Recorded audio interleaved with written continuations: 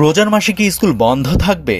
ক্ষণে ক্ষণে এই সিদ্ধান্ত বদলাচ্ছিল গতকাল, তবে শেষ পর্যন্ত আসলো স্বস্তির খবর। গত রাতেই সবাই যখন পবিত্র রমজানের তারাবিতে ব্যস্ত, ঠিক তখনই শিক্ষা এবং প্রাথমিক ও গণশিক্ষা মন্ত্রণালয় স্বস্তির এক সিদ্ধান্ত জানিয়েছে। ছুটি নিয়ে নানান নাটকীয়তার পর রোজার মাসের পুরোটাই সরকারি এবং বেসরকারি মাধ্যমিক এবং প্রাথমিক বিদ্যালয় বন্ধ রাখার সিদ্ধান্ত হয়েছে। কিন্তু এই ছুটি পাওয়ার কিন্তু কথা ছিল না। শিক্ষাপুঞ্জি ও ছুটির তালিকা অনুযায়ী আগামী 4 মার্চ থেকে রোজা ও ঈদের ছুটি শুরু হওয়ার কথা ছিল।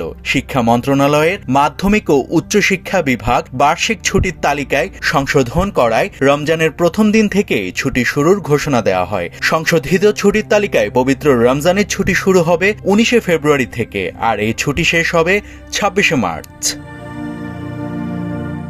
এদিকে পবিত্র রমজান মাসে স্কুল বন্ধ রাখার নির্দেশনা চেয়ে হাইকোর্টে রিট দায়ের করা হয়েছিল।